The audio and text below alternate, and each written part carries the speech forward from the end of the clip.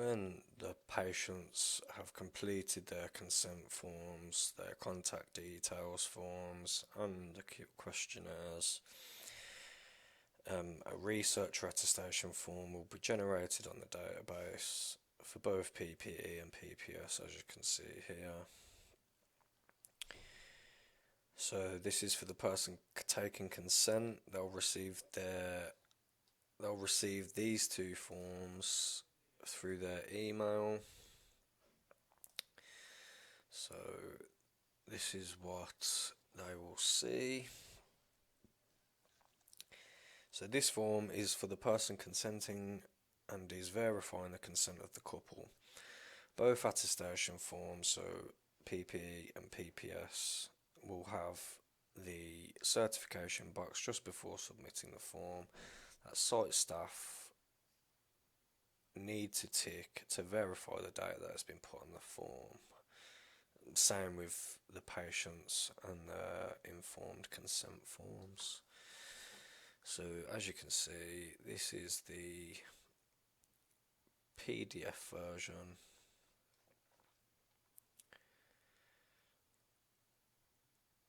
of the consent form.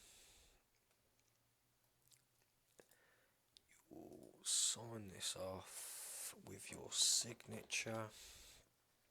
As I mentioned in the first video, this is all dummy data, so none of what I am doing on these videos requires any real participants. Was an interpreter used? So I'm going to put yes for this one. If yes, has the interpreter used patient information in the participant's first language?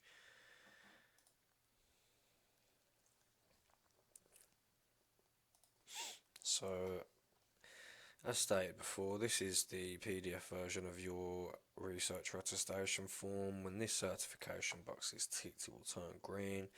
The form should then only be submitted once that box is green and ticked. And then the person taking consent, so the site staff taking consent, will then receive that through their email in a PDF version.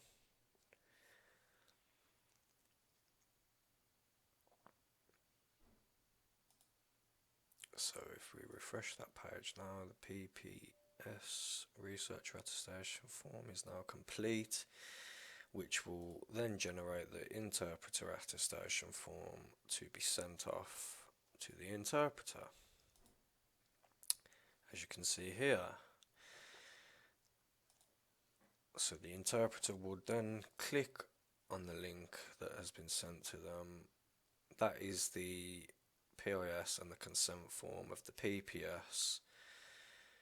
And yeah, this will be verifying that the person taking consent data is verified, participants' various data forward, and the interpreter will also be verifying their data. Today.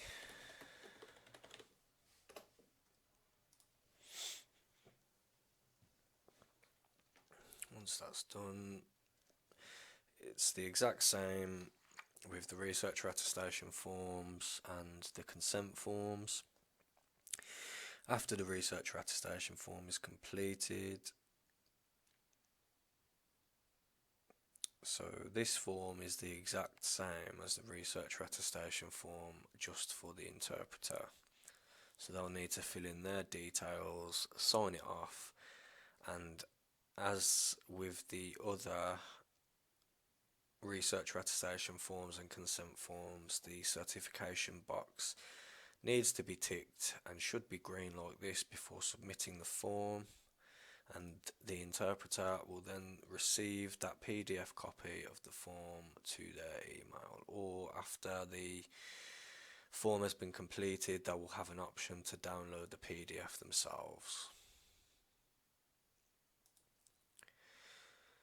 when refreshing that will, there we go. So once I complete the researcher attestation form, the